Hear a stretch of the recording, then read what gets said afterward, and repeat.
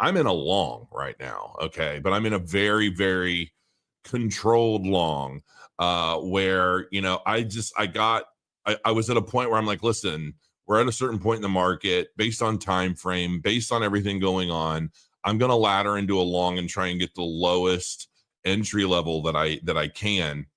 And I entered a 4x long, and I've added like a ton of margin to it. So my liquidation price is in the low 30-cent range. Okay. Because I was just like, you know what, I'm going to try something completely different. And I've explained all of it at cryptocrow.io in an article, and I've been kind of updating people on it. We'll see how it works out. I don't know. I'm hoping that from here we start moving up. So you can see here we got our first level drop. And typically what happens is we get a big drop, we get some vector candles, and then we start moving sideways.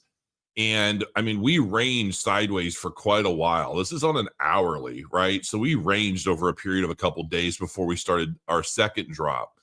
And in this drop, this was a big one. This was my initial entry here, was around, my overall entry. It was around 80, 85, 86 cents. So I'm a little ways away from home, folks. And so, but we continued moving. All of these major vector candles, this is all market makers pushing that price. This is not regular retail. It's just not. Especially this, you can see this big wick. This was on a Monday. So was this market open? Okay, this was a 2 a.m. wick. So this was basically like the London kill zone Monday, where they wicked us all the way down here to 79 cents. And ultimately over time, we did end up filling that wick. And, we dropped significantly, went sideways yet again, went sideways for quite a while. And then we started going down again. Now we're at a point where two things could happen. We either go lower or we go higher. Isn't that brilliant? But realistically, I am hoping, and we're getting the vector candles here. I mean, this looks like hopefully, I don't know for sure yet, but this looks like a W.